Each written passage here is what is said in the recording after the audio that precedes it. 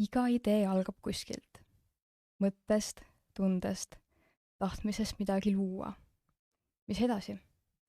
Kas me teame, kuhu me liigume? Või alles avastame? Ja natukese aja pärast on meiega liitumas ka eriline külaline, keda te tegelikult juba näete ekraani pealt, kes viib meid näitlemise ja loomingu maailma. Tšau, Noora! Tšau, Meri! Me oleme täna siin, et tutvustada teile Tartu 2024 Extendedit ja rääkida peagi toimuvast sündmusest, mida me oleme koos siis juba mitu kuud planeerinud. Ja see tiim, mis selle taga on, meid on tegelikult 5, aga täna meid on kohal 2. Ja mis sa arvad, kui paljud üldse Extendedist teavad või et kui paljud üldse teavad, et sihuke organisatsioon olemas on ja millega me tegeleme ja? No, osad ikka teavad. Need inimesed, kes on lõpetanud või kelle sõbrad on teinud. Aga nagu ikka on neid, kes ei tea. Aga siis tutvustame. Jaa, siis Tartu 2024 on Extended on siis noorte arenguprogramm vanustele 14-19. Ja siis meie Meribeliga oleme siis 5. lennu liikmed. Just. Ja me korraldame see aasta sündmust nimega Mis edasi festival. Ja lähemalt siis sellest, et ma hakkasin mõtlema selle peale, et minult küsitakse pidevalt, et mida ma tahan pärast Poska gümnaasiumit edasi teha. Mis mu see unistuste eriala on, kuhu ma üldse sisse saaksin, mis mul need mõtted on.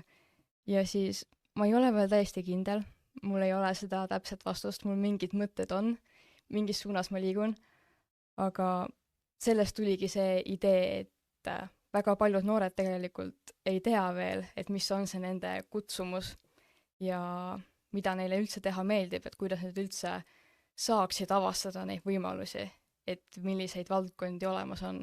Et siis me mõtlesimegi välja, et teeme sellise festivali, kus saabki vaadata erinevaid erialasid ja tutvuda siis just nende loomingulistemate valdkondadega. Et meie sündmusel on näiteks esindatud näitlemine, tantsimine, kunst ja siis ka meedia. Ja see toimub siis 2. mail 2026 Tartu 2024 kontoris. Ja algus on kell 2. Tulge vaatama, vaadake, mida põnevat seal toimub. Näiteks tuleb rääkima näitleja Karl Robert Saaremäe. Kindlasti olete teda filmides näinud ja ma loodan, et ka teatrilavadel. Ja sündmus on osa Tartu 2024 Extended programmist. Extended 5. lend on osa projektist Youth Connect, mida toetab Interreg. Ja sündmus toetab ka Tartu Noorsootöökeskus läbi noorte omaalgatusprojekti. Aga miks sina otsustasid seda festivali korraldada? Ma ütleks, et see tuli tegelikult suht nagu naturaalselt. Ja me hakkasime brainstormima. Oligi kõige rohkem olidki selliseid töötoa mõtteid. Et mina isiklikult tahtsingi teha sellist nii praktilist sündmust, kui sa saadki käed külge panna mingitele asjadele. Siis ma hakkasingi mõtlema, et kuidas sellest nagu abi oleks on ju noortel, kuidas seda ära saaksid kasutada. Siis tuligi see, et kuidas muidu saaks nagu mitu erinevat valdkonda panna, siis kui tehagi erinevate valdkondadega niimoodi, siis me hakkasime isegi sealt mõtlema. Ja tulime, et nagu loomevaldkonnad on kuidagi väga taustale jäänud. Ja üleüldse siis ma tahangi selle, mis edasi ka rohkem tähelepanu pööratagi valdkondadele, mis ei ole siis nii-öelda tuntud on ju. Et jah, nagu rohkem silmaringa avardada noortel. Ei olegi ainult 2 valdkonda, kus sa saad minna, või miljoni. Okei, mitte miljoni, aga 1000. Ja ma usun, et see on väga oluline, et me selle festivali ära korraldaksime ja annaksime noortele selle võimaluse. Tšau, Ken! Tere, tere! Mis muljed sul praegu sellest festivalist on jäänud, kas tuleksid? kas ma tuleksin? Ma arvan, et jah, isegi. Ma arvan, et kõik minuealised ei tuleks, aga mina võib-olla isegi tuleksin.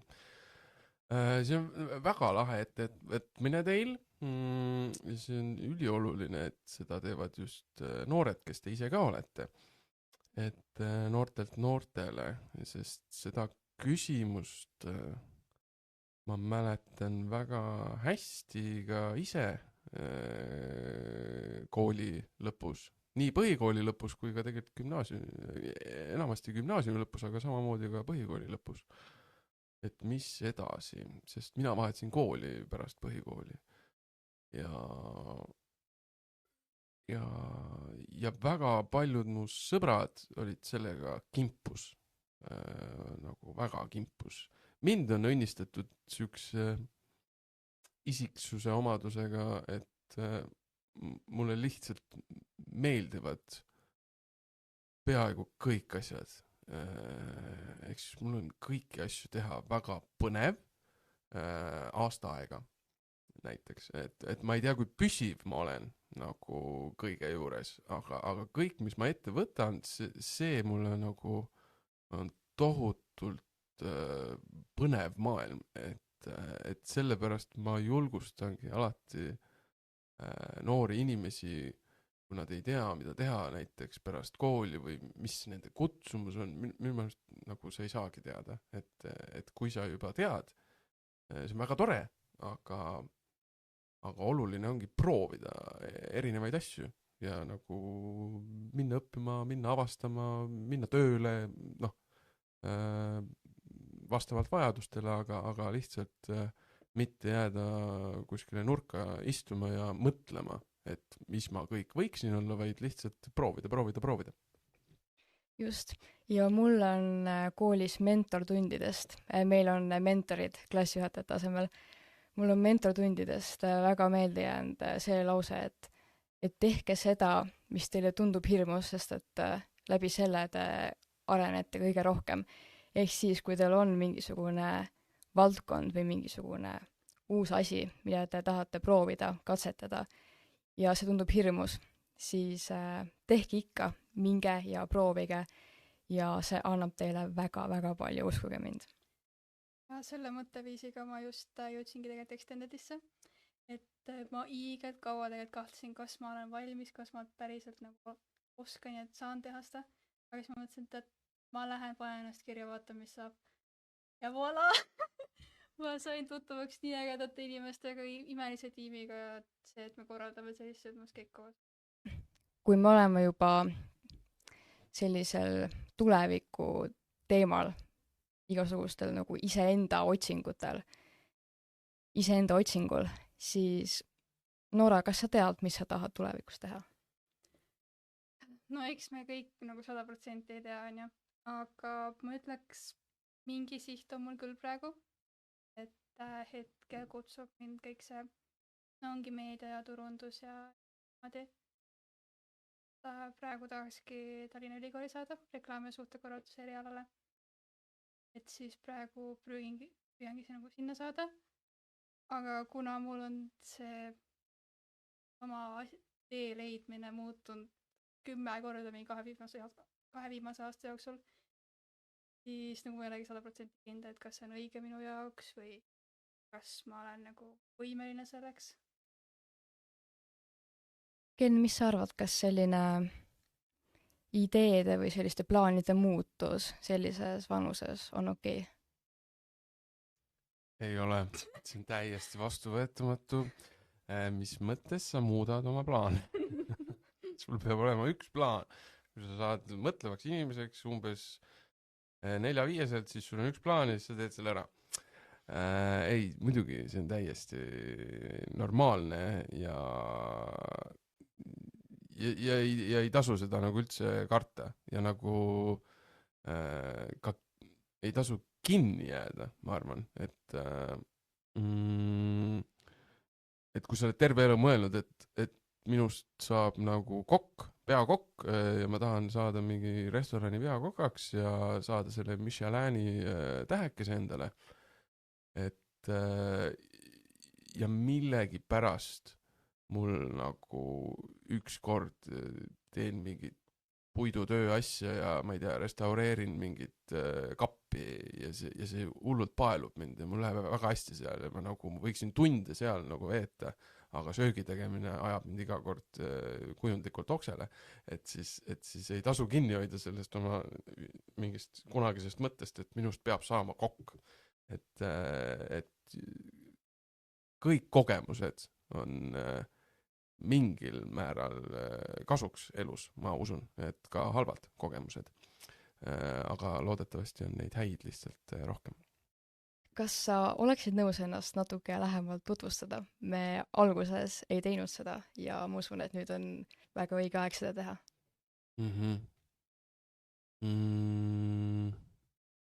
No ma olen 30-aastane. Ma arvan, et kui see eetrisse läheb, siis ma olen juba 31. Sest ma saan 4 päeva pärast 31. Ma olen näitleja ameti poolest. Ma kunagi lugesin koolis, lavakunstikoolis siis Voldemar Panso mingit raamatut ja ta rääkis seal, et näitlejamet on justkui käsitööamet.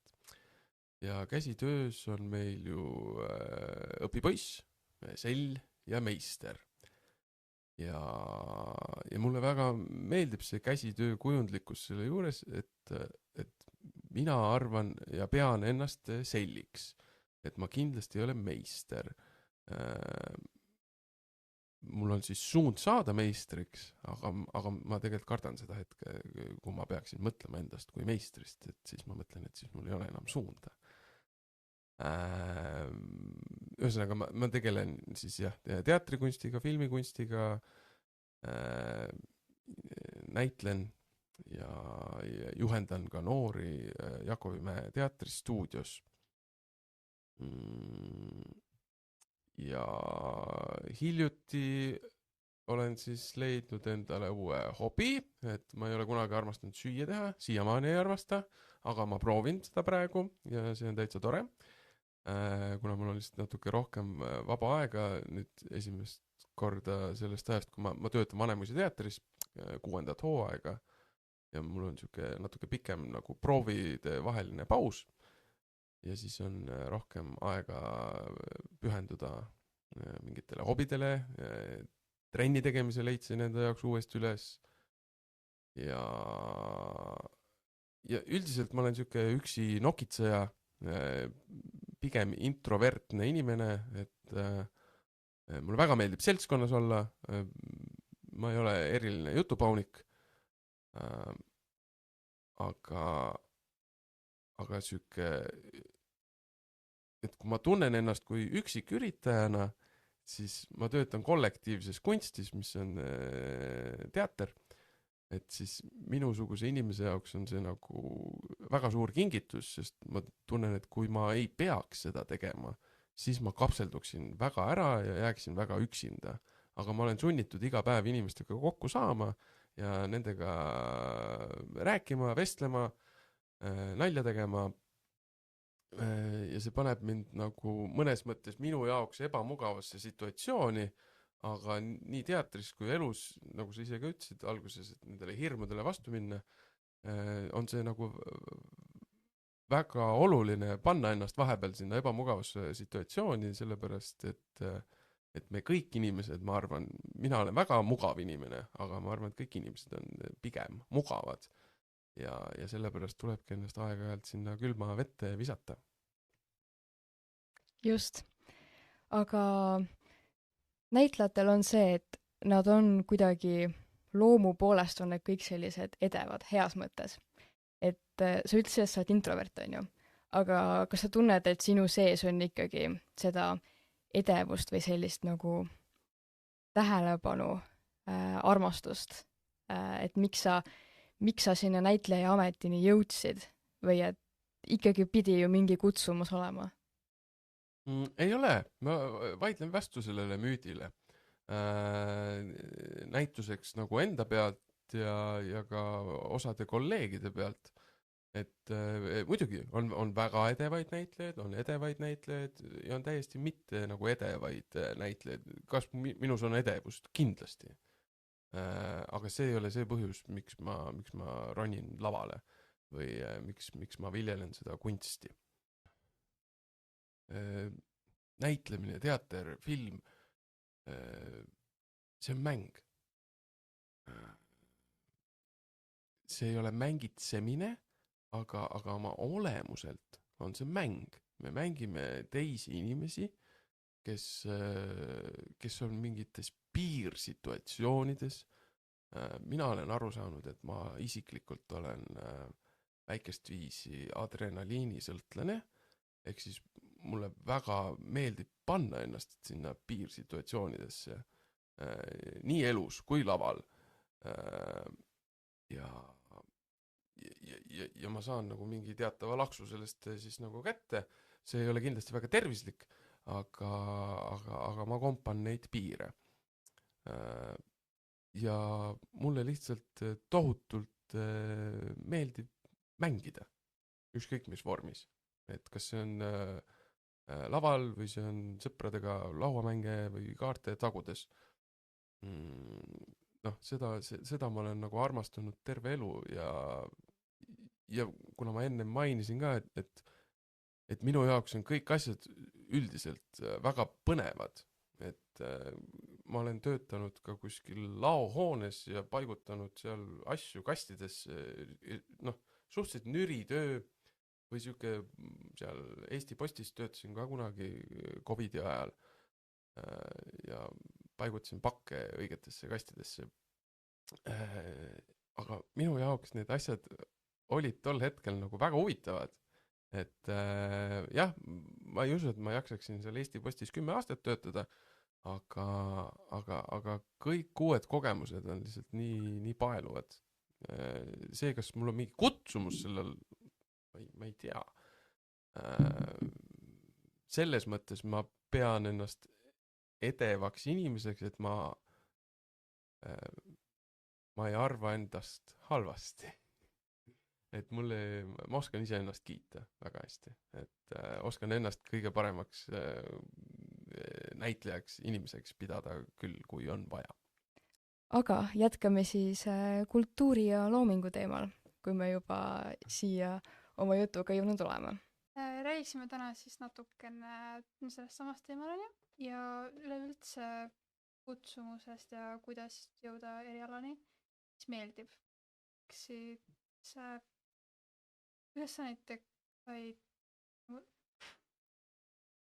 kuidas sa näed Eesti kultuuri välja praegu?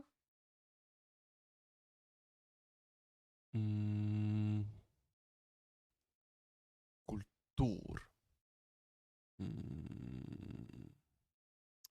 Me tegime enne natuke proovi, siis ma mõtlesin, mis on minu jaoks kultuur. Ja ma leidsin sellise sõna nagu õnnetunne on minu jaoks kultuur. Sest kultuur on väga lai, see on see kunst, mida tehakse, kõik kujutav kunst, teatrikunst, raamatud, muusika, aga samamoodi ka loodus, arhitektuur. Minu jaoks inimesed on nagu nii suur kultuuri osa, et see on nagu, see on see maailm, kus me elame ja samal ajal ka meie suhtumine sellesse maailma ja teistesse inimestesse.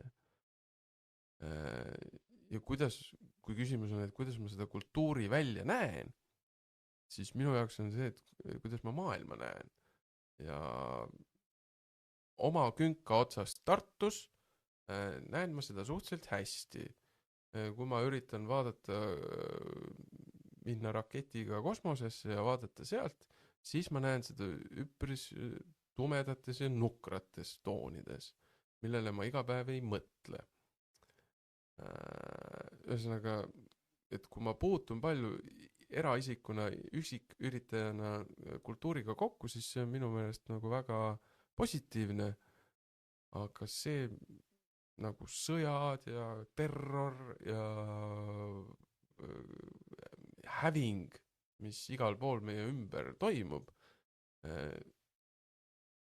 see absoluutselt ei meeldi mulle.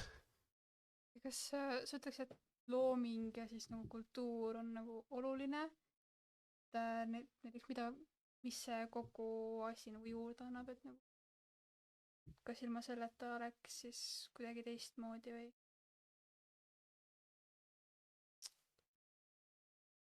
No ilma kultuurita äh, ei oleks midagi, ma arvan. Selles mõttes, et sellest ei saa inimesed aru. Ja seda ongi keeruline mõista. Meil ei oleks keelt ilma kultuurita. Me ei saaks suhelda ilma kultuurita. Me elaksime nagu kiviajal. Et meil on ainult need põhifunktsioonid, mis on siis magamine, toitumine, hakkama saamine. Et see looming ja kultuur, eriti siis sellel, ma ei tea, aina arenevas tehnoloogia ajastul on nii vajalik. No öeldakse, et eestlased ei naerata palju, noh, et siis sa muutudki sükkseks inimeseks, kes mitte kunagi ei naerata. Ma nüüd ei taha sellega öelda, et eestlastel ei ole kultuuri. Ei, vastupidi, nagu see on üks meie väga suur tugevus, kultuur. Ma just lugesin Kadi L.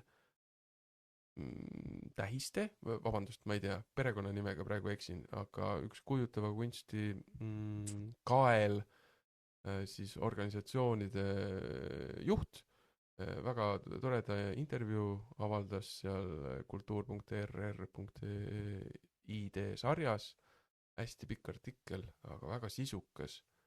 Ja seal oli toodud näitena näiteks Island, kes on nagu väga palju panustanud kultuuri, sporti ja teinud seda nii meisterlikult, et nagu teinud sellest selle siis nagu nende trumbi, et ka turismi mõttes, et miks inimesed tahavad sinna Islandile minna ja miks nad teavad Islandit.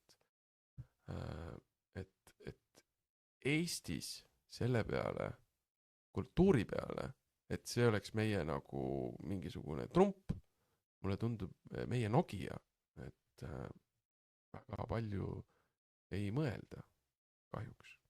Et kuna sa ju tegutsed hästi palju teatris, et kas sinu arust teater päästab maailma? Ei. Teater võib päästa inimese. Maailma ta, ma arvan, et ei päästa.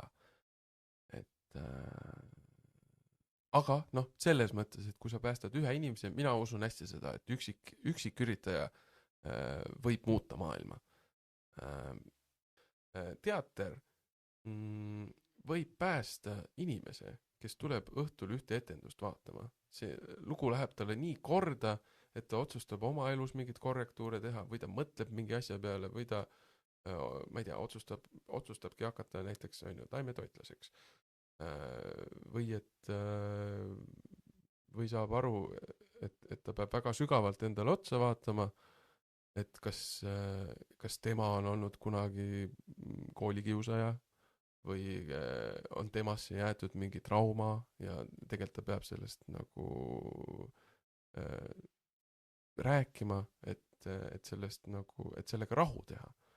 Et selles mõttes teater võib päästa inimese, aga ma arvan, et ta nagu maailma otseselt ei päästa, et nii nagu ka vanasti teater oli siuke koht, kus saadi kokku ja juhiti tähelepanu. Aga iseenesest, et teater midagi ise muudaks, seda ma ei usu, et muuta saab ikkagi kõrgemal tasandil ja selleks tuleb ette võtta mingeid reaalseid tegusid, aga ta saab juhtida tähelepanu. ja ma väga nõustun sellega, et see võib inimeses midagi muuta, kas mingit mõtteviisi või, sest et mulle on ju üldse teater väga südamelähedane alates põhikooli 7. klassist olnud, on ju, kui ma hakkasin rohkem teatris käima ja üleüldse näitlema ise. Ja põhimõtteliselt ma saaksin öelda, et üle ühe etenduse on iga kord niimoodi, et ma lahkun sealt pisarad silmis, sest need lihtsalt nagu puudutavad mingit nii õiget kohta mu sees, millele ma ise ei ole tähelepanu pööranud ilmselt ja siis selle kaudu see tuleb nagu välja. Kui me siin kultuurist nagu rohkem hästi sügavamõtteliselt räägime niimoodi, et mis on sinu roll kultuur terviklikult või kogu selles asjas rääkisime?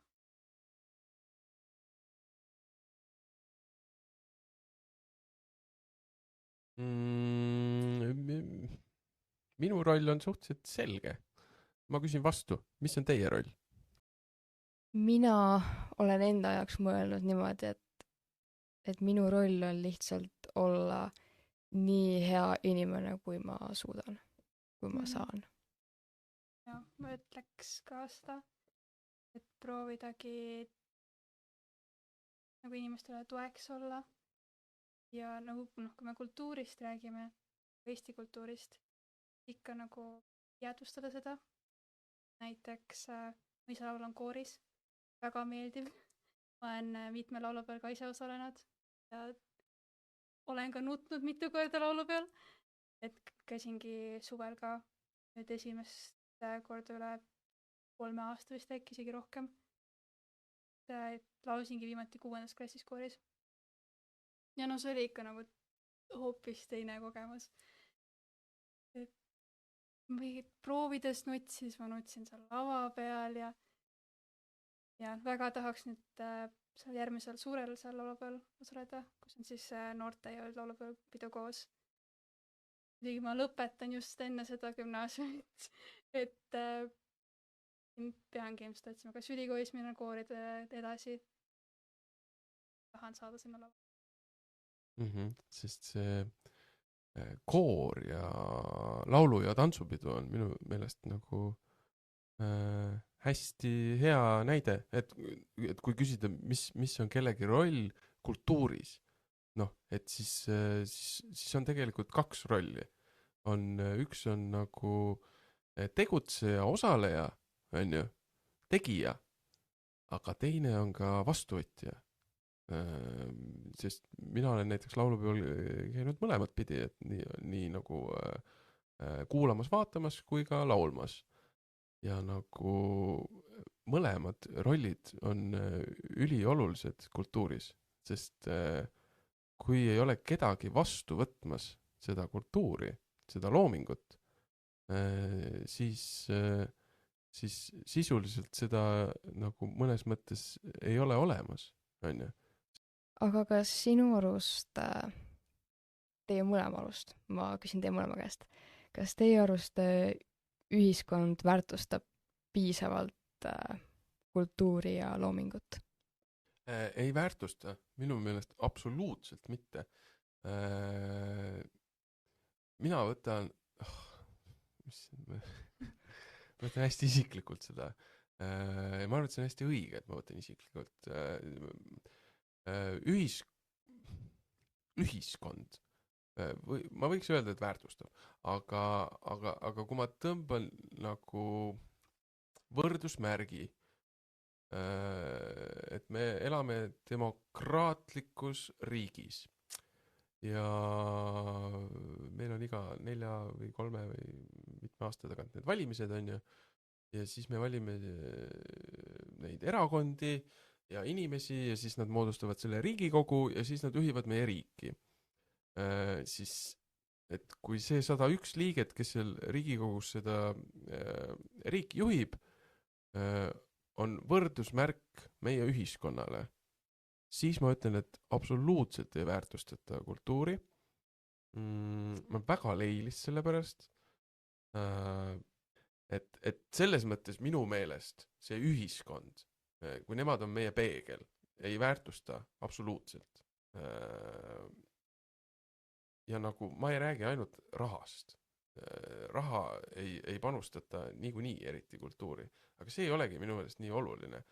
Olulisem just nagu nendes väärtushinnangutes ja üldse aru saada, mis asi on kultuur ja nagu eriti kui meie see naaber põhjustab igasugust terrorit kõigile, et siis nagu hästi saadakse aru, et väga palju on vaja nagu kaitsta meie riiki, aga mida me kaitseme? Et sellest nagu ei saada aru. Ja selles mõttes nii kaua, kuna eestlane ei ole üldse nagu siuke inimene, kes läheb tänavatele ja jätab töö pooleli. Et nii kaua, kuni seda ei juhtu ja need inimesed nagu ei kuule meid, siis ma ütlen, et ei väärtustata. Aga vaielge mulle palun vastu. Ma isegi nagu selles, kui niimoodi vaadates ma täitsa nõustun tegelikult. Võib-olla ma ise olen sattunud sellisesse nagu nii-öelda siis heasse ringkonda, et ma ütleks, et minu vanused ehk siis nagu 19-18 on ja, et võrreldes mingite osade teiste riikidega siis väärtustatakse kultuuri nagu päris palju, kas siis nagu sotsiaalmeedias on ja, et ongi jagatakse mingid teatriskäike, lihtsalt Eesti loodust või samas nagu iseseisvuspäeval on ju soovitakse õnne ja kõike on ja. Et tegelikult ma isegi vahepeal, kui ma ikka öösiti tulevad need sügavad mõtted on ju, kui ma hakkan mõtlema, siis ma olen tegelikult liiget nagu vaimustunud ja nii-öelda isegi uhke oma vanuste üle. Et öeldakse on ju, et noorus on hukas, et nagu see ütlemine ei lähe nagu üldse tegelikult nagu suurem osa Eesti noorte kohta. Jaa, ma olen nõus sinuga. Ma lähen ka hullult kettasse selle teema peale, kui eriti, minu arust on nagu, mina näen nagu kahte sorti inimesi. On siis need, kes väärtustavad ja siis on need, kes ei väärtusta, on ju. Aga mis on nagu kõige kurvem on minu arust see, et ma näen, et kuidas koolisüsteem ei aidanud kuidagi nagu kaasa sellele just nagu loomingu ja kultuuri hoidmise nagu poolele. Nüüd see on paremaks läinud ja Poska gümnaasiumis eriti on nagu hästi palju selliseid loomingulisi võimalusi ja et ei suruta ainult reaalaineid peale, on ju. Aga minu arust väga suur mõjutaja on kool ja kui kool annabki noorele sellise signaali, et humanitaarained ei ole olulised või ei ole nii olulised kui matemaatika on ju ja füüsika, mis on need päris ained nii-öelda.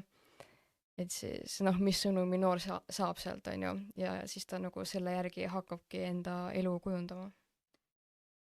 Tegelikult jaa, ma hakkasin mõtlema nagu tegelikult üleüldse koolis, isegi kui nad tutvustatakse niimoodi kultuuri või siis nagu koostlikku kirjandust just on ja, et hästi palju pühendatakse sellele, et faktipõhilistele teadmistele, et väga vähe nagu arutataksegi nende raamatute üle või niimoodi, et tehaksegi rohkem teadmiste kontrolli just. Et võib-olla siis veel Härmas on nagu eesti keele kirjandusõpetaja kõigelt vedanud on ju, aga tema ikka teeb vabas vormis neid raamatukontrolle, et ongi, küsib hästi palju nagu meie enda arvamust. Et aga on ka, kas ma ise kuulnud teistelt inimestelt, et väga palju seda teadmiste kontrollist? Jah, ma olen ise hiljuti siis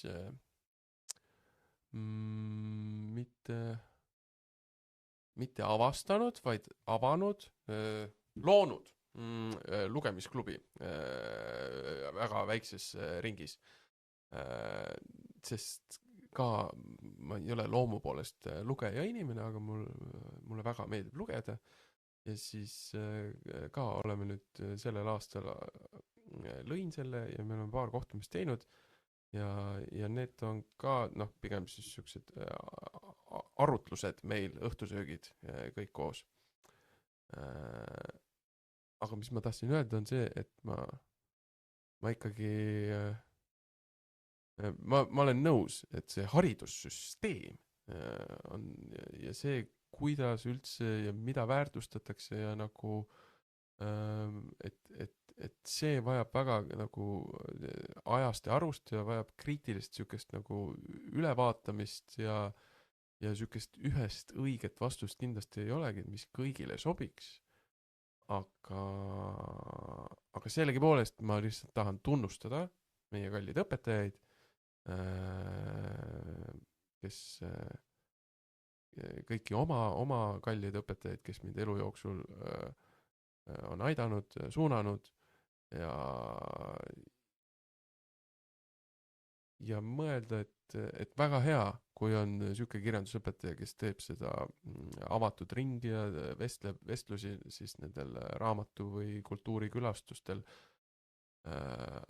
Aga et ka teadmiste kontroll on tegelikult nagu täiesti nagu okei. Kunagi ei tea, vaata, mis on koormus ja niimoodi, aga võib-olla mõni õpetaja kuuleb ja esimest korda kuuleb, et on tõesti võimalik ka teha arutlus, et siis jah, muidugi, kui me laseme üksteisel oma mõtteid avalikus suhtluses väljendada, siis see on palju arendavam kui see, et mitu õpilast oli kevades. Vaid, et mida keegi tahtis või miks. Ja minu arust on see, et ma olen nõus sellega, et neid teadmiste kontrolle ja selliseid faktipõhiseid asju võib ka küsida, on ju. Aga praegu mulle isiklikult tundub, et kogu see hindamissüsteem ja kas või ülikooli sisseastumine, gümnaasiumisse sisseastumine, et see kõik põhineb nagu väga palju igasugustel tulemustel ja nagu, et sa pead saama mingi kindla protsendi või hinde ja kui sa seda ei saa, siis sa oled nagu läbi kukkunud. Ja minu arust nagu see ongi loominguga üks väga suur pluss, et sa võid nagu tehagi seda enda asja, sa võid joonistada, sa võid kirjutada täpselt seda, mis sulle meeldib, on ju, ja mitte keegi ei tule sulle ütlema, et kuule, et sa pead seda hoopis niimoodi tegema või niimoodi, sest et igaüks mõtestab, on ju, loomingut enda moodi. No seda küll, aga ometi iga looming on käsitööoskus, on ju, selles mõttes, et igaüks on oma kunstiteose autor, eks, aga selleks, et loomingus siis jõuda meistriks, selleks on sul kõigepealt vaja luua, koguda oma tööriistakast, on ju. Ja mis asjad sulle sobivad, on ju, et sest ma kujutan ette, et no mina tunnen väga hästi teatrivaldkonda, aga ma proovin praegu näiteks kujutav kunst, maalikunst, on ju, et neid tehnikaid, kuidas maalida, millega maalida, mis tehnikas maalida, neid on ju väga palju erinevaid. Ja need käsitööoskused tuleb lihtsalt kõik läbi proovida, et siis luua see oma, et kui ma tahan olla maalikunstnik, luua oma stiil, oma tööriistakast ja nagu neid asju ma julgen, et saab väga hästi arvustada, et see on kohutav, mida sa teed. Aga samamoodi ma tahtsin öelda teile, et mulle endale ei meeldinud, kui keegi mulle seda ütles, aga ma praegu saan sellest aru. Tulebki olla nagu sihuke siis et kui mulle midagi ei meeldi, siis ma väljendan seda, et nagu selles mõttes tulihingeline, et kui see koolisüsteem on liiga orienteeritud mingisugusele nullidele, ühtedele, plussidele ja miinustele ja selle taga ei nähta inimest, siis tulebki öelda, et halloo, ma olen ka siin, ma olen sihuke inimene, palun näe nendest nullidest, ühtedest, koodidest, plussidest, arvudest, numbritest, hinnetest natuke kaugemale ja mõtleme, võtame selle 5-10 minutit ja palun keskendume praegu mulle. Mis teie arvates, teie täiskasvanud inimesed, teie haridusjumalad, kes te loote minu kooliteed, mõelge 5 minutit mulle ja mõtleme, mis oleks mulle kõige parem. Sest näiteks minul oli väga tore keemiaõpetaja gümnaasiumis. Ma absoluutselt ei oska keemiat. See ei olnud minu jaoks kunagi eriti põnev, välja arvatud need katsed, aga need mingid valemid ja need, ma ei saanud kunagi aru. Ja õpetaja sai ka minust väga hästi aru, et sellel poisil ei tule keemiat. No ja ilmselt ei lähe kunagi eriti elus vaja ka. No natuke on vaja läinud, aga nagu ta lasi mul teha mingid luuletused keemiast ja siis andis mulle selle põhjal mingi hinde. Sest ta nägi, et kõik tööd, mis ma tema tööd tegin, ma lihtsalt kukkusin läbi järjest ja ta ei tahtnud mind läbi kukutada, et ta andis mulle mingi loomingulise ülesande ja ma selle lahendasin kuidagi ära ja siis ta ütles, väga hea, et aasta lõpuks saame sulle 3 kokku ja ongi hästi. Väga armas sinu õpetajast, et ta sellise lahenduse välja pakkus. Aga kas üleüldse on reaalained teie arvates tähtsamad kui humanitaarained, nagu võib-olla osad koolid on nagu pannud? Ma arvan, et koolid peaksid olema väiksemad, klassid peaksid olema väiksemad, et me saaksime rohkem keskenduda inimestele. See ei ole hea asi, et meil on Eestis praegu see iibe probleem, et sünnib vähem kui sureb. Aga selles mõttes see on hea asi, et siis on klassid väiksemad. Et igale inimesele, igale lapsele sobib mingi asi rohkem, mingi asi vähem. Kas ta siis sellepärast ei pea kõike tegema? Ei, peab küll. Aga nagu ma arvan, et on vaja rohkem sükest nagu õpetajatel siis nagu loomingulist lähenemist, isikupõhist lähenemist. Mina isiklikult armastasin reaalaineid, välja arvatud keemia. Matemaatika oli mul lemmikaine koolis ja siiamaani numbrid on täiesti vaimustavad minu jaoks. Mul väga meeldib arvutada. Ma mõtlen umbes iga poole aasta tagant, et ma tahan minna sinna, mis see Miksike või mis see oli, kus sai neid mingid arvutusi teha. Täielik Sudoku fänn ja nagu et selles mõttes ma läbi ja lõhki nagu loominguline inimene, aga nagu Matat ma armastasin ja armastan siiamaani. Et see on nagu nii isikupõhine. Et ma ei saa öelda, et üks aine on tähtsam kui teine. Et iga ühe jaoks see koorub välja ja nagu ja tulebki vahepeal hambad ristis kõik nagu tulebki see keemia ära teha kuidagi, aga just nagu minu õpetaja sai ka aru, et kui pea ei võta, siis ta ei võta. Ja ma ei andnud kohe alla, ma ikkagi tegin, püüdsin, raiusin, proovisin, midagi sain vahepeal hakkama, siis ei saanud jälle, siis tulid muud huvid, et siis olla nagu orienteeritud ka lihtsalt teistele lahendustele, et mitte kellegi suhtes alla anda, aga just nimelt tuleb anda võimalus proovimiseks ja tuleb anda ka motivatsiooni seda teha. Et muidu on hästi lihtne, et kuule, Mata on nii raske, mulle ei meeldi, kas ma saan ilma selleta? Okei, nii, Kevinile Mata ei meeldi, tema meil Matat ei õpi, et päris nii ka ei saa. et ma arvan, et need kogemused ka nagu midagi õppida, mis sulle üldse ei meeldi, mis sul nagu mõtled, et miks mul kunagi elus seda vaja läheb, et nagu need on ka millekski head, aga kogu see protsess peaks lihtsalt olema jah, sihuke, et me ei tee nagu inimest siis ei tekita ühelegi noorele hingele nii suuri traumasid, et ta jääks kuhugi lõksu. ja ma täitsa ütleksin, et need väiksed klassid toimuvad, sest meil põhikoolis olidki siis 7-9 klass me olid tiimid, kus meid olidki 15 ja õpetajad saidki, noh, tiimijuhid saidki personaalsemalt õpilasi aidata ja niimoodi. Ja samas meil olid ka, ma ütleks isegi pooled ained olid nagu rühma, nagu temporühmades.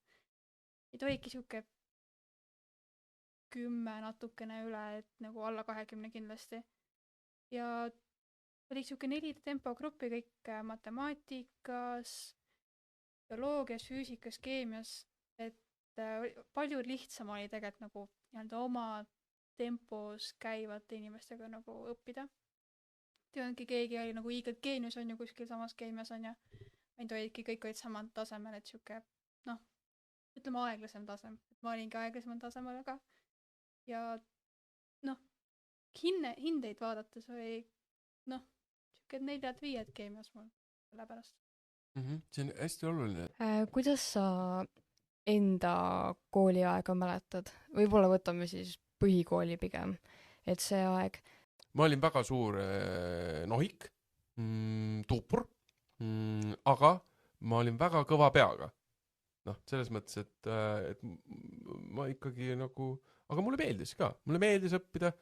Ma ei saanud tuhkagi aru. Ma õppisin iga päev 3-4 tundi kindlalt. Ja siis nägin hästi palju vaeva, hinded olid täiesti mitte vastavad sellele, kui palju ma õppisin, et ma olin ikkagi pigem 3-line, aga ma nägin väga palju vaeva. Mul õudselt vedas koolidega, kus ma käisin, et mul oli väga hea nagu seltskond, meie klassis oli väga vähe kiusamist, tagantjärele ma saan ise aru, et ma ise olin vahepeal üks kiusaja ühes momendis ja ei saanud sellest absoluutselt tol hetkel aru, aga pigem meil ei olnud sükest nagu suuri kiusamise teemasid, seal paar asja oli, aga üldiselt meil oli väga hea seltskond ja nagu ei klassis ega ka kooli poolt ega ka õpetajate poolt ei vaadatud küll kellegi poole selles mõttes viltu, kui keegi tahtis rohkem ma ei tea, tegeleda etlemisega või mingisuguste loomingulisemate ülesannetega, kui et siis, et miks sa ei lähe, ma ei tea, bioloogia olümpiaadile või füüsika olümpiaadile või mis iganes. Ja see on väga oluline ka, et lastakse nagu kõikidel tegutseda enda selle kutsumuse või selle nende huvide järgi, et ei panda kõiki nagu sellesse kindlasse kasti. Mis on nagu teie mõlema siis jaoks kõige olulisem asi, mida kunst peaks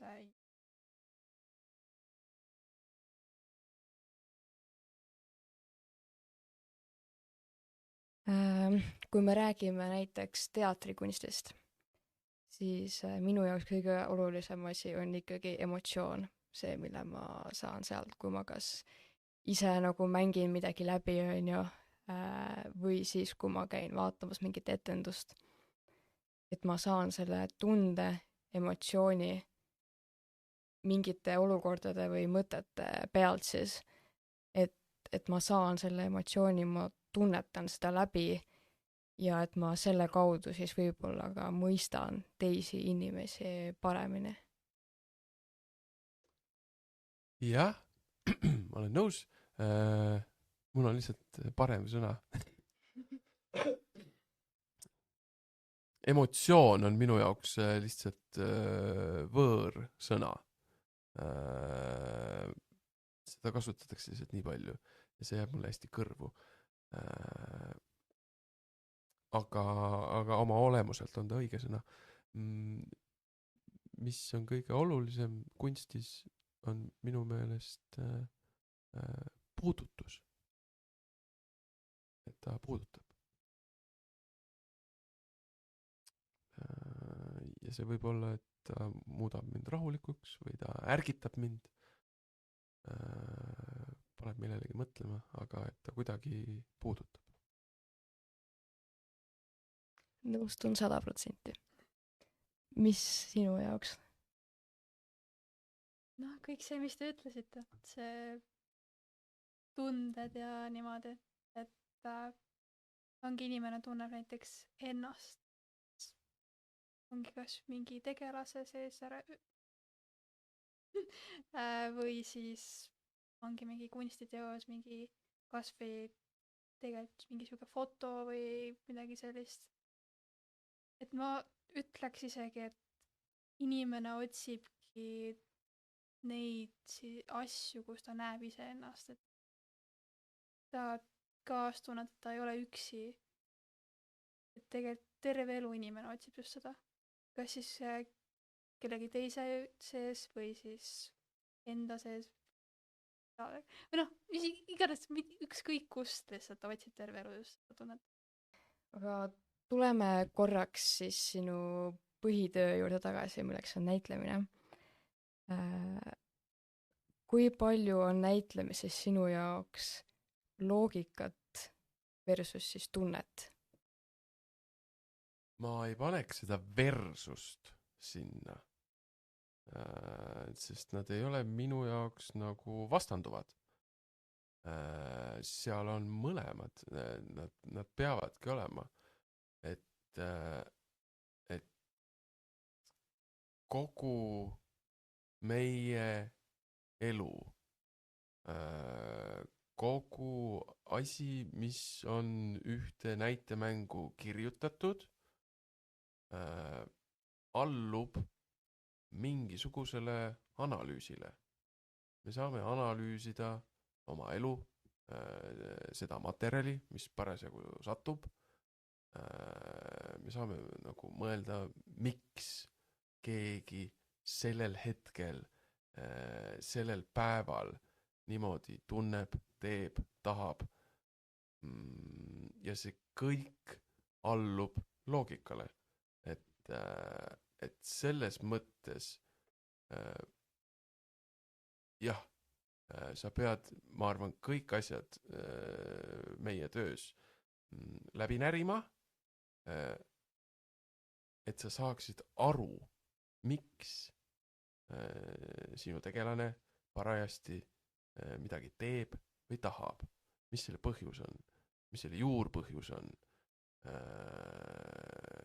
miks ta seda teistmoodi ei tee, miks ta just niimoodi teeb ja mis see niimoodi on. Ja tundmus tuleb siis nagu seda läbi tehes, eks? Seda läbi proovides, seda mängides, et tegutsedes. Ehk siis nagu ma pean viima ennast sinna situatsiooni. Noh, see on umbes, et ma nagu seda usku ei ole, et kui minu tegelane elab läbi abordi ja ta peab seda laval kujutama, et kas ma pean ennast iga kord hingeliselt sinna viima, kui mul on etendus. Ma ei ole seda usku, et sa pead olema seal kohas. Sa pead seda ühe korra ära tegema. Ja siis on see sinu emotsionaalses mälus. Ja kui sa oled seda ühe korra kas päriselt või siis läbi tunnetades teinud, siis sa oskad seda uuesti esile manada niimoodi, et sa ei rebesta iseennast. Ma ei mõtle, et sa nagu mängitsed, et sa näitled, no teatris on ka siuke huvitav, oli kunagi õpetaja Tõnis Rätsep, lavakõne õppejõud, vallaline hariduskolleegiumis, kes ütles, et näitlemine, näitleja, et see on halb sõna, sest selle tüvisõna on näitama, on ju, et ma tulen midagi näitama, et ma näitan sulle midagi, aga laval me kunagi ei näita, me ei näitle, vaid me tegutseme, me tahame midagi. Siis ta tõi näiteks, et inglise keeles väga hea act, acting, on ju, actor, actress, tegutseja, ta tegutseb, ta tahab midagi, ta teeb. Ja siis ma olen kuulanud mingisuguseid intervjuusid ja kuulnud, kuidas Briti või Inglismaa näitlejad ka räägivad sellest sõnast acting. Ütlevad, et see on väga halb sõna, acting, et sa ei tule siia actima midagi, et sa ei tule nagu, et act, et see on nagu to be, et sa oled seal, noh, et see oli siuke sarnane võrdlus minu jaoks, et kuidagi hästi tundlikud on näitlejad nendele sõnadele, et sest nagu mõlemad nii Eesti kontekstis näitleja, actor ja acting, to be, et see on nagu hästi sarnane võrdlus. Jah, nüüd ma hüppasin korra, aga ma tegelikult tahtsin oma mõtte enne ära lõpetada. Rääkisime sellest, et on loogikat ja tunnet mõlemat.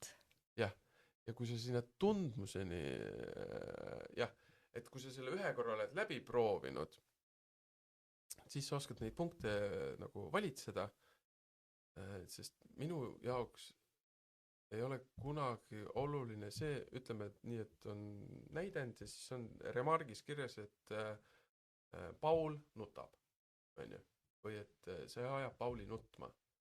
Minu jaoks absoluutselt ei ole tähtis kunagi. Esiteks remargid ei ole tähtsad, nad ei pea olema, nad on nagu, see on 1-5, on ju. Esiteks see tegelane võib seal nutta või ei pea nutma, aga kui nagu ma ei tea, partneri repliik on umbes, et ära nuta,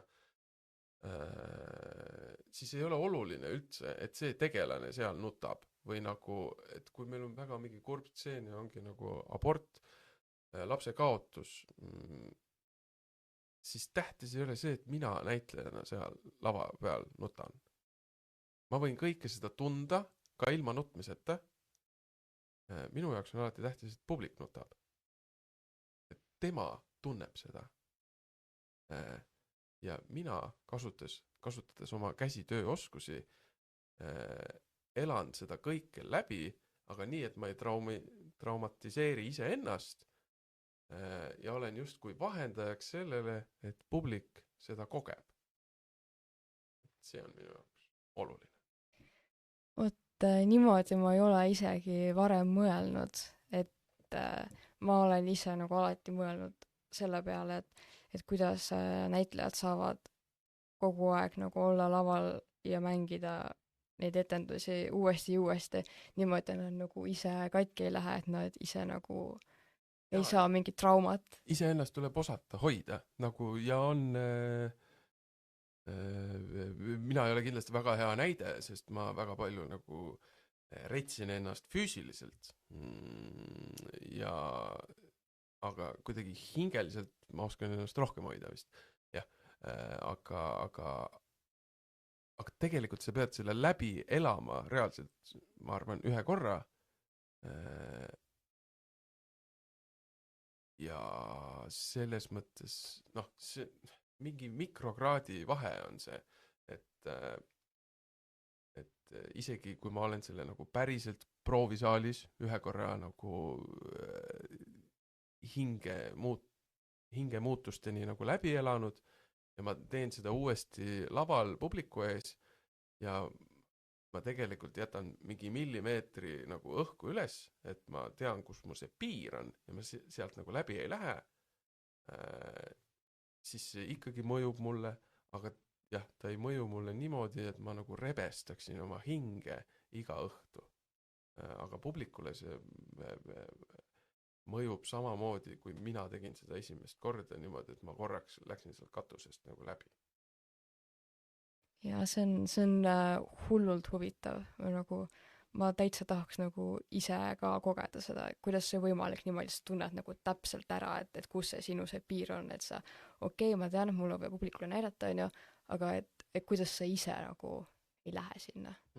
Aga noh, lõppude lõpuks ei mõtle selle peale absoluutselt, et sa lased ennast vabaks, onju, sest kui sa mõtled liiga palju, siis sa ei tunne mitte midagi. Ja siis ongi vale, nii-öelda. Mis te arvate, kas loovus on üldse miski, mida saab õpetada teistele?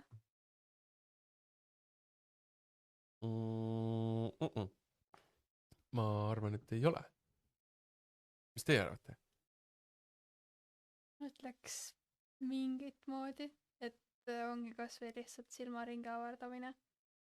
Et noh, kuidagi sealt ilmselt tuleb see loovus. Ma arvan, et saab suunata, et kui näiteks ma ei tea, väiksele lapsele anda mingisugused suunised kätte, et hakkabki juba väiksest peale hästi loomingulisi asju tegema ja kõike seda, võib-olla siis saab kuidagi rohkem teda suunata, aga ma ei tea, kas selle kohta saab nagu õpetamine öelda. No, loovus on nagu midagi, mis on minu sees. Jah, saab nagu avardada, saab nagu näidata, on ju, avardada siis nagu silmaringi. Või siis suunata teda erinevaid nagu asju tegema, aga nagu loovust õpetada, mulle tundub, et ei saa, selles mõttes, et ma saan õpetada erinevaid tehnikaid, joonistamistehnikaid, näitlemistehnikaid, tantsutehnikaid, aga ja ma saan nagu, kui ma võtan tantsukunsti, ma saan luua nagu, noh, õpetada teda looma erinevaid koreograafiaid. Ma saan seda teha hästi süstemaatiliselt, nagu mingisuguste numbrite jadaga, või siis, ma ei tea, filmi kirjutamist, stsenaristikat ka, et sul on see, et sul peab alati 5. minutil olema mingi kliimaks ja siis see laheneb ja siis jälle juhtub midagi, et nagu hästi süstemaatiline, aga nagu et ma saan neid tehnikaid, neid käsitööoskusi õpetada, käsitööoskust saab õpetada, aga see, et looming, see nagu loovus, see nagu, et lõpuks, kui mul on see õpilane või on inimene, kes hakkab oma esimesi sammukesi, tibusammukesi tegema, midagi looma, mingit rolli looma, mingit filmi looma, mingit maali looma, pilti looma, nagu loovust saab õppida nagu ainult läbi proovimise, ainult läbi tegemise. Ja seda nagu saad sa õpetada endale ainult ise.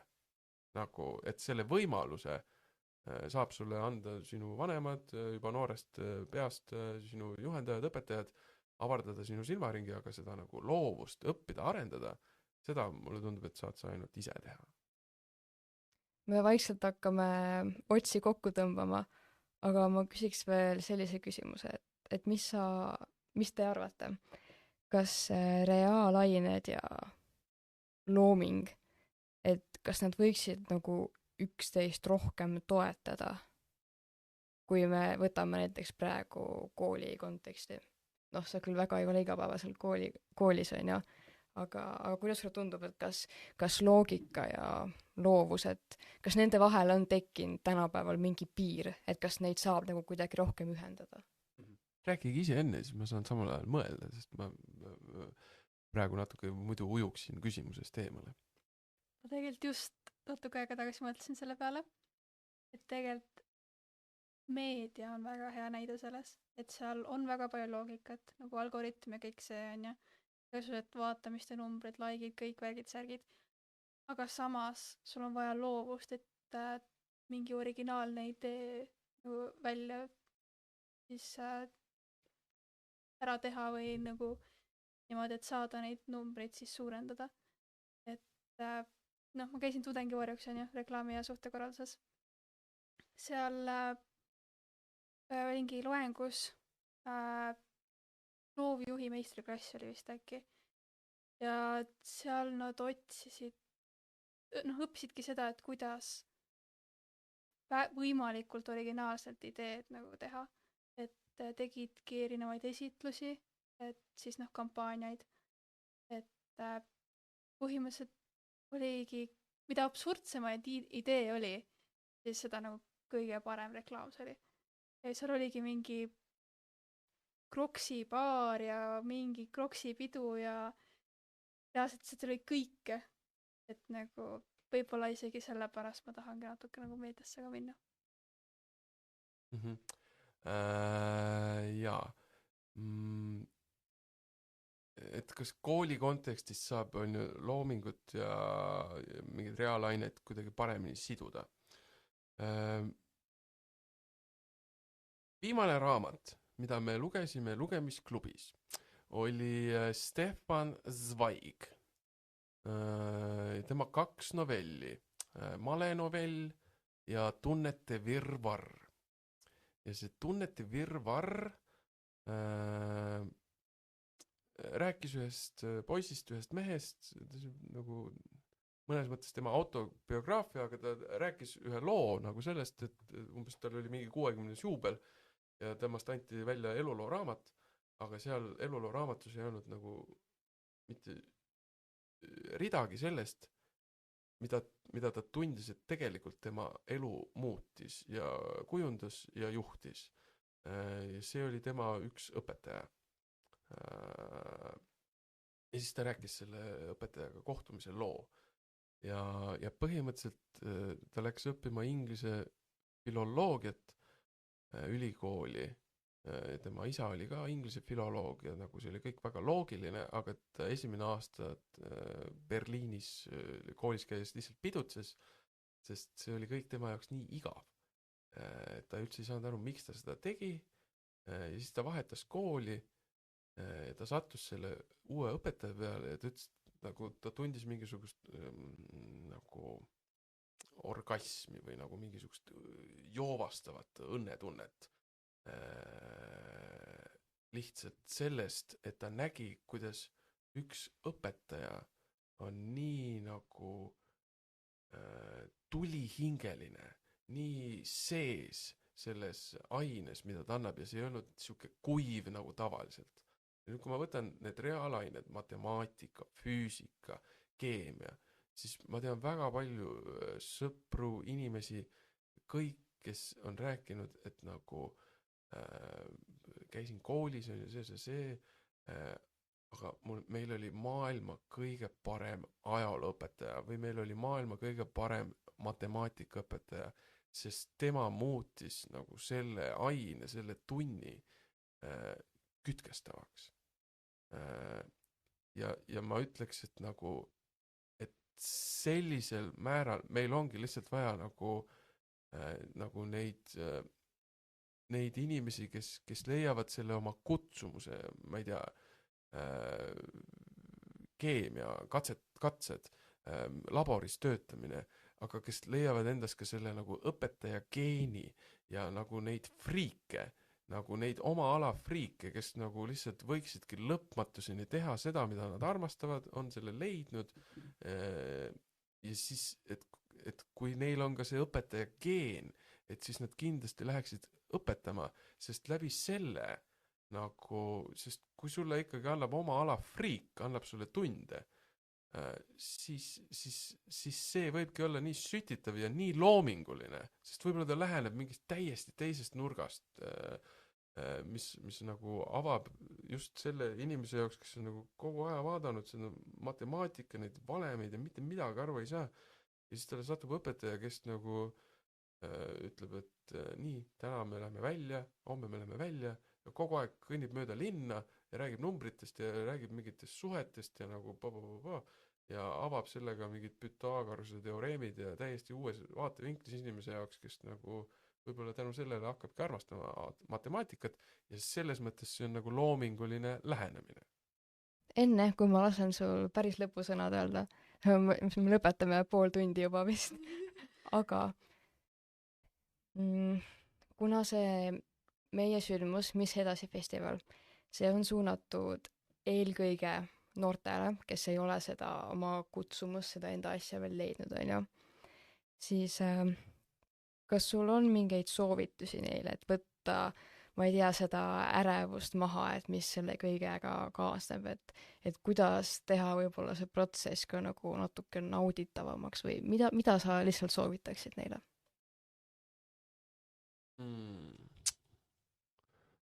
No inimesi on hästi palju erinevaid. Selles mõttes ma soovitan erinevatele inimestele erinevaid asju. Aga kõigile ma soovitan nagu koondnimetusena sellest, millest me ka alustasime, ehk siis julget pealehakkamist ja proovimist. Ja nüüd, kui näiteks sa oled siuke inimene, kellele ka meeldivad hästi paljud asjad, aga sa ei suuda ära valida, siis ma väga tungivalt soovitan ikkagi valimist, on ju. Kuigi sa ütled mulle, et sa ei suuda valida, siis lihtsalt nui neljaks nagu korraks külmaks tegemist ja nagu ei, mulle meeldib, ma ei tea, oletame, et sa oled hästi loominguline inimene, et ma tahaks õppida kirjutamist, ma tahaks õppida muusikat, näitlemist, filmikooli tahaks minna, on ju, kõiki neid asju tahan teha ja kõiki neid asju tahan sama palju, siis ma ei tea, lase saatusel otsustada, kirjuta paberi peale, tõmba üks sedel ja lihtsalt vali üks. Sa saad kohe aru. Esiteks üldse, kas sa jõuad selle õppimiseni ja teiseks, kas see sütitab sind või ei sütita. Sa saad sellest aru, sa ei pea selle pärast muretsema. Et oluline on lihtsalt nagu valida ära. Lihtsalt ja see ei võrdu see, et kui ma valisin nüüd sellest, mulle meeldivad nii paljud loomingulised asjad või seal on ka reaalasjad, et ma valisin nüüd selle, ma ei tea, filmikooli, aga ja kui sa siis tunned, et sa tegelikult tahaksid palju rohkem, ma ei tea, näitlemist või matemaatikat õppida või minna arstiks õppima, noh, siis see ongi see, et sa tegid praegu selle valiku just selleks, et aru saada, kas see on sinu tee või ei ole sinu tee. Et see ongi selle juures nagu ääretult oluline, et proovida. Aga nüüd on teine inimtüüp, keda ei huvita mitte miski. Tema peab samamoodi proovima. Ja see ei ole nagu reaalsuses, see ei ole võimalik, et sind ei huvita mitte miski. Siis on sul kõigepealt vaja teha eeltöö ja kirjutada lihtsalt asjad, ma ei tea, mis sulle meeldivad. Mulle meeldib pasta. Mulle meeldib videomänge mängida. Noh, mingid siuksed asjad ja sealt kaudu hakata vaatama, et aga mis sellega saaks olla seotud, et ma ei tea, mine kuskile välismaale, äkki sa saad kuskile õpipoisiks mingisse videomängufirmasse, mis iganes. Nagu lihtsalt minna ja tegutseda, mitte jääda seisma ja mitte siis jääda ka sinna ärevusse, kui sul on palju valikuid või kui sul ei ole üldse valikuid, vaid sest meil on kõigil ainult üks elu ja see elu on täpselt nii pikk, kui me ise selle teeme. Ehk siis nagu kogemused rikastavad ja üks asi viib teiseni ja üks uks sulgeb, teine avaneb ja nagu usku ja lootust peab olema. Kuldsed sõnad. Jaa. Aga aitäh, Jen, et sa tulid meile siia rääkima. Ja aitäh teile, et te kutsusite, väga lobisesin liiga palju, aga...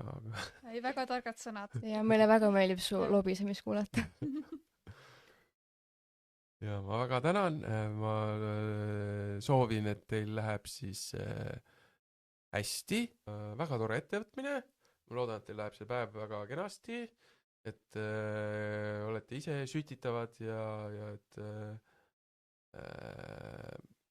et need inimesed, keda te olete endale külla kutsunud, on ka hästi tulihingelised ja et neil on sellel päeval elu parim päev ja et mis kõige tähtsam, et siis on ka see teine pool, on ka vastuvõtjad, on, eks, sest ilma selleta ei toimu midagi. ja ma kindlasti soovitaksin ka neil tulla, kes on täiesti kindlad, et nad tahavad reaalainetega tegeleda edasi enda elus. Sest et nagu me enne rääkisime, tulge proovige, kunagi ei tea, võib hakata väga mingi valdkond meeldima. Lihtsalt andke võimalus ja kunagi ei tea, mis võib juhtuda. Pluss võib ka kohtuda lihtsalt väga lahedate tüüpidega. Ja väga lahedad inimesed. Ja, nagu väga-väga Väga lahedad. lahedad. Aga jah, suur-suur aitäh kuulajatele. Aitäh sulle, Ken, et tulid. Aitäh vaatajatele, mul on ilus soeng. Ja ma usun, et me saime väga palju uusi mõtteid, mida mõelda. Ja head kuulajad, vaatajad, olete kõik väga oodatud meie sündmusele, mis edasi festivalile, mis toimub juba 2. mail Tartu 2024 kontoris. Ja leiate meid ka Instagramist ja Facebookist, me paneme ka lingid ilusti siia video alla, et saate ilusti mugavalt lihtsalt peale klõpsata. Ja tule ja avasta enda kutsumus ja miks mitte ka oma tulevik ja tule ja lihtsalt kohtu teiste ägedate noortega ja ägedate esinejatega. Ja näeme seal. Jah, näeme. Näeme!